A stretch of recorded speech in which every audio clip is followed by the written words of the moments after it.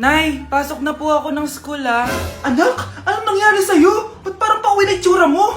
Tinapos ko yung research namin. Visit yung mga kagrupo ko, walang inambag. Apakaseryoso mo naman kasi. Wala ba sa New Year's resolution mo yung mag-enjoy? Mag-e-enjoy lang ako pag ako yung top 1 sa klase namin. Sana, sa pagiging fresh, top 1 ka din. Che, alis na nga ako. A few moments later. Tabi tayo Horay! Guys, tignan niyo TikTok ni Crystal ang fresh. Wow, pati ba si Crystal ang fresh? Parang hindi siya na-stress nung bakasyon. Anyari sa'yo, babe? Pwede ba yung walang jowa? Anong nangyari sa akin?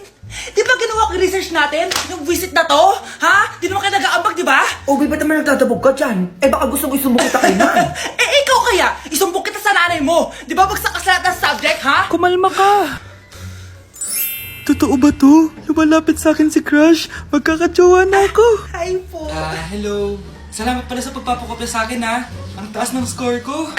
Wala yun. Basta ikaw. Matalino ka sana, kaso ganyan na tsura mo. Iloso Sumbatero, number 2! Mukhang tosino! Sino nag-aaway? Eto, gamitin mo to. Sikreto to ni Crystal kaya nag-glow up siya. Garnier Anti-Acne Serum. Be, totoo ba yan? No bumps, pimples, and acne marks? Mag-glow up na ako! Oo, be. Ito, try mo na. Ito na ang simula ng aking pagbangon. From breaking out to breaking free. Ang sarap ng pagkain. Nag-enjoy ka ba? Oh, anong problema? Tanong mo sa sarili mo. Ha? Bakit ako? Ewan ko sa'yo. Tinatoyo ka na naman, no? Ayoko na. Palagi na lang ganito. Ano bang ginawa ko?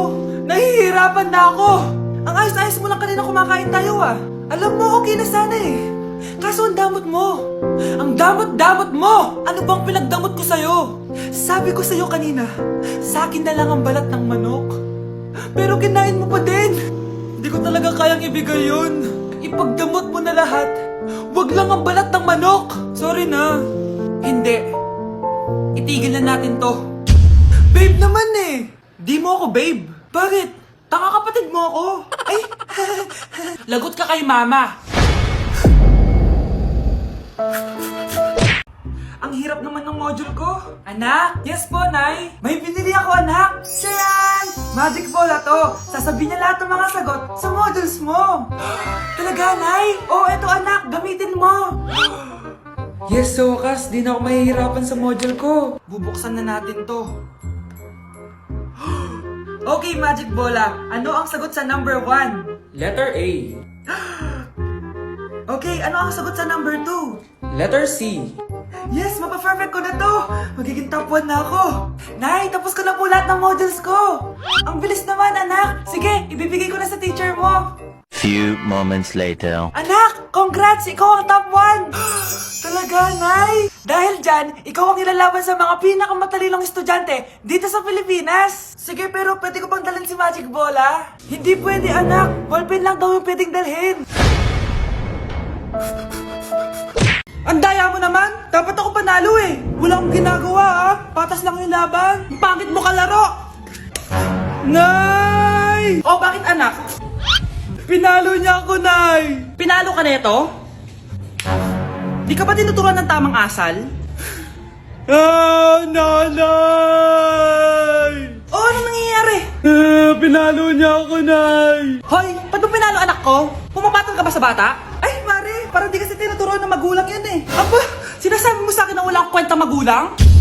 Di naman, Mare! Ikaw nga chismosa. Di masarap magluto tapos ang baho mo pa. Ang baho na mukha mo. Di ka marunong mag-make up. Tingnan mo nga mukha mo. Mukha kang clown na nalugi. Aba, halika dito! Halika!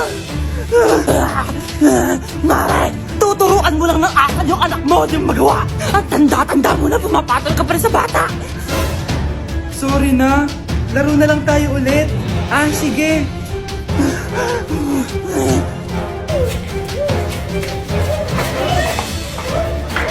Nay! Yes, anak? Si tatay po kasi nakita ko po nung isang araw may kasamang ibang babae. Humanda yung tatay mo sa akin. Few moments later. Mars! Uy, Mars, anong ginagawa mo dito? Mars, may problema ako. Ano yan, Mars? Pinalayas ako sa amin, Mars. Hala, bakit ka pinalayas? Nalaman nila na buntis ako. Buntis ka, Mars? Mars, di ko alam gagawin ko. Kalma ka lang, Mars. Mars, pwede bang dito muna ako manirahan? Ha? Ba't di na lang doon sa nakabuntis sa'yo? Yun na nga, Mars. Nandun ba asawa mo? Wala siya dito. Bakit mo hinahanap, Mars? Eh, sabi mo doon sa nakabuntis sa akin. Ha? Si tatay mo kasi nakita ko po ng isang araw may kasamang ibang babae. Walang iya ka, Mars! Yun ba yung jowa mo? Opo, Nay. Buntis ba yun? Lo, hindi po, Nay. Taba lang yun. Ayoko pang magkapo. Magkakapo na tayo! Hi, mahal. Hi, anak. Papa! Anak, akyat ka muna. May pag-uusapan lang kami ng tatay mo. Sige po, Nay. Mahal, akala ko bang ampon lang siya? Oo, ampon lang siya. Eh, bakit siya nangisay? Di ba sa lahi lang namin yun? Paano ba to? Mahal, may kailangan kang malaman. Mahal, kalahi mo talaga siya. Ha? Paano? Ano? Ba't di ka makasagot? Anak naman siya ng kapatid mo.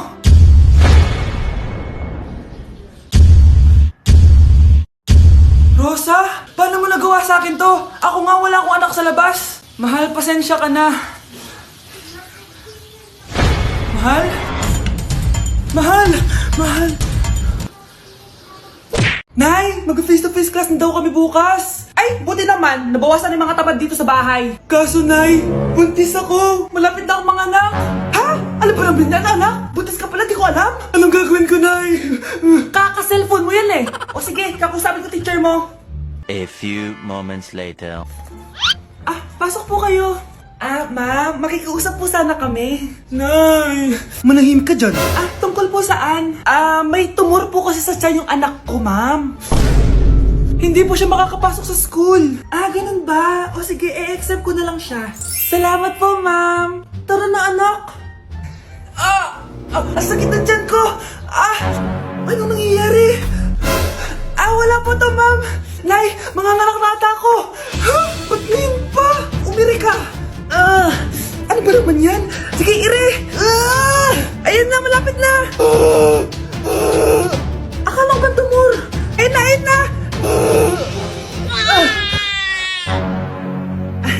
Grabe na talaga yung mga bataan ngayon. Nagsisibuntisan na.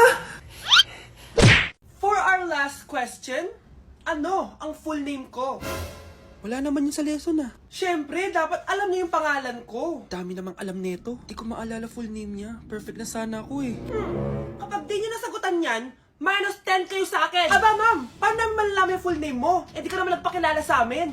Ano ka, sikat? Artista? Ang lakas mo mag-minus kapag di nasagutan yung full name mo? Sige nga, ano full name ko? Kapag di mo nasagutan, ma-minus ko yung sweldo mo. Tsaka magagamit ba namin yan kapag nagtrabaho na kami? Di naman, diba? Pakin namin sa full name mo. Ang mahal ng kuryente! Hoy! Magtitipid na tayo Nay, pwede mo ba ako mag-aircon? Bawal. Ang init, Nay! Eto, pamaypay. Anong gagawin ko dyan, Nay? Ipokpok mo sa ulo mo. A few moments later. Sarap ka talaga, babe. Papatayin ko yung wifi, Wag, Nay! Kausap ko pa po yung boyfriend ko! Ikamatay mo ba kung di kayo mag-usap ng jowa mo? Oo, Nay! Kamamatay ko! Sinasabi ko sa'yo, Ikalma mo yung mo. Manonood na lang ako ng TV. Ops! Bawal manood. Bakit, Nay? Bawal. Ang dami namang bawal. Bawal mag-charge. Magtitipid tayo, diba? Nay, lupat na ako. Bawal. Saan ko charge to? Try mo sa puwit mo, baka mag-charge. Eventually. Tao po, ito na po yung bill ng kuryente. 10,000? Bakit ang laki? Nay! Nay! Nay! Ay, sorry. Sa kapitbahay niyo pala yan. Tama na. Ano to? Wala na namang ulam? Mahal, pangako bukas may kakainin na tayo. Sinabi mo rin yan kahapon. Paano tong anak natin, ha? Paano natin ito bubuhayin? Mahal, please. Magtulungan tayo. Makakaahon din tayo dito. Ayoko na. Ito. Ikaw na maghalaga niyan. Mahal, please. Huwag mo naman kaming iwan. Babalik na ako sa dati kong buhay. Sa buhay na nakakakain ako na masarap. Sa buhay na nakakapag-party ako. Sa buhay na prinsesa ako. Ayoko na ng gantong buhay. Mahal, please. Babawi ako. Kaya mo na yan. At wag na ako gugulin, ha?